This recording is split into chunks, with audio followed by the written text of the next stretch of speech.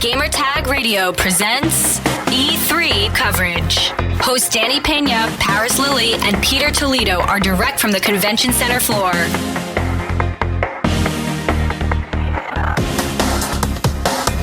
Hey, this is Paris, Gamertag Radio, and I just finished playing an hour demo of Assassin's Creed Odyssey, and I got someone to talk about it, so please introduce yourself. I'm Jonathan Dumont, Creative Director of Assassin's Creed Odyssey. Hey, thank you for taking the time to talk to me. No problem. Like I said, I just did this demo, and I've been playing Assassin's Creed now for over a decade, and obviously Origin came out last year, and now we're in Greece, so let's talk about that. Why are we going to Greece? Why are we a Spartan? What's going on? Yeah, Greece is awesome. So when we visited Greece, it was the perfect setting for Assassin's Creed. It has the historical content. It's the birth of Western civilization, and at the same time, it's the Peloponnesian War. So it's a match made in heaven from an historical point of view. Yeah. We wanted to tell a story that was different, that it takes place before Assassin's Creed Origin, because we're putting in the choices. So we wanted you to be able to sort of decide your path, decide who you want to be in that universe, and it's still tied to our universe because it is the continuation, a Layla story in the modern day, and the hunt for First Civ artifacts. So that's right in. Awesome. Now, complete open world. I was able to explore, do whatever I want when I was in the city. And I noticed that the combat system has changed a little bit from the previous edition. So now there's a parry system. Am I saying that correctly? So kind of explain that. Yeah, so the parry system, we wanted a more agile character, so that it is more of a dodgy parry type of character. And on top of that, we've given you the choice and the flexibility to customize your playstyle by adding abilities. So those abilities are mapped, and then you get to trigger them. Yeah. I'm sure you experienced the Sparta kick as a part of it. Oh, yeah. But there's many abilities like that. They're not all available in the demo for comprehension reasons from people that are going to play it.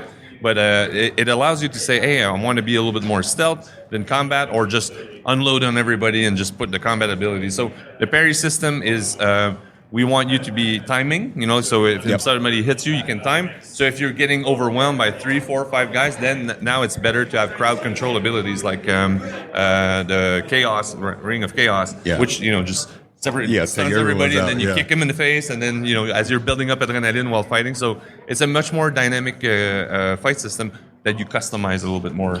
Now I really got to get that on display at the end of the demo when it was like kind of that all-out battle, and that's when I really started to click using all the different combinations and everything. It was really cool. But I want to kind of go back to when I was exploring, because there was a few quests that you could do, and then you basically unlocked, and I want to make sure I get this right, it was like kind of a leader of the city or town, and then it was warning you that you could go try and take him out right now if you want, but you can make it easier if you attack his supplies and do some other things. Right. So kind of explain how that system works. It is part of a world logic. So each continent or regions do have a leader. They have resources. Yeah. And then when those resources go down, their levels go down, and they're easier to kill. So they move away from the big fort, and now they're easier targets to kill. They still have bodyguards and things like that. Right. So one of the things you can do is, if you're a stronger player in that zone or that region, or you just want to try to kill him first. Did you try to kill him first? No. I was all right. I'll go take out his supplies. It's a good choice. It's a good choice, because you'll probably get your ass kicked. Yeah. But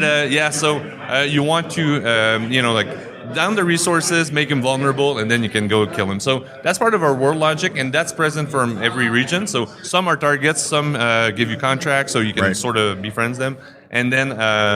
If the regions go very low, the region can be overtaken by a neighboring region that is, if allied with Sparta, for example, and that gives you the big battles. So the big battle scenes that you're going to see comes from 150 people against 150 people. They need a mercenary like you to change the tide of battle, and then you just have some fun there. Even when I was doing it, I got close to the end, but wound up getting defeated. But even part of that was there'd be like a champion or a hero that will come, and you have to fight him. So how does that mechanic work in the big battle? Yeah, every battle will have different type of heroes. Yeah. If your bounty is super high, because if you do bad things in the game, mercenaries start piling up and following you around because your bounty is going up. They will take part on the other side, so they'll hire mercenaries to kill you. Yeah. So it makes your battles a little harder. Depending on the setting or the region, you'll get some different challenges a little bit in the big battles as well. So they can become pretty challenging, but pretty rewarding. The one you played in demo is fine-tuned a little bit easier, so that it's more accessible for demo purposes.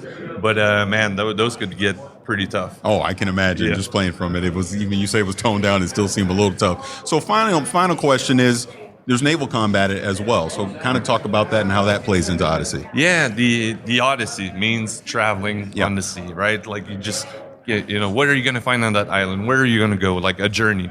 And a Greek trireme was perfect for it's part of the Peloponnesian War. That's one of the big ways that they made war was trireme and naval battle. So what we wanted is to make it a little bit more action-oriented, so ramming, cutting ships in half, boarding them, shooting fire arrows and stuff like that, to make it a dynamic fight on the ocean. And the cool thing about it is that you have people on your boat that you recruit all around the world.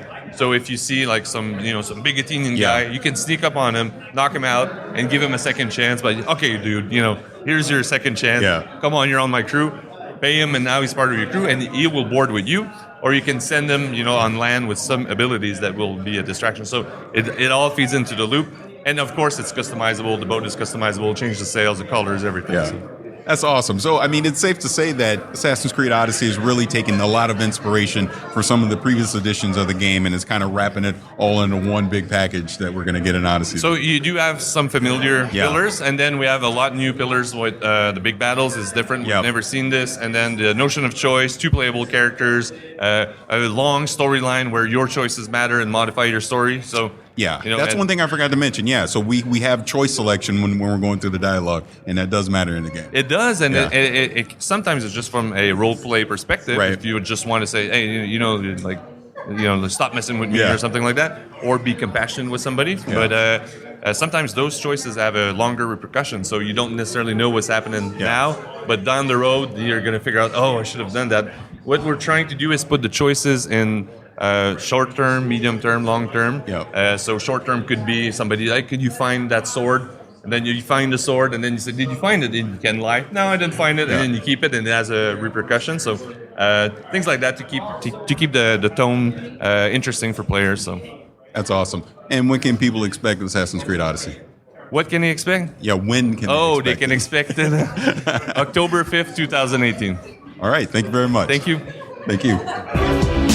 Send us your feedback or questions. Give us a call at 786-273-7GTR. Email us at fanmail@gamertagradio.com or leave a message on speakpipe.com/gamertagradio.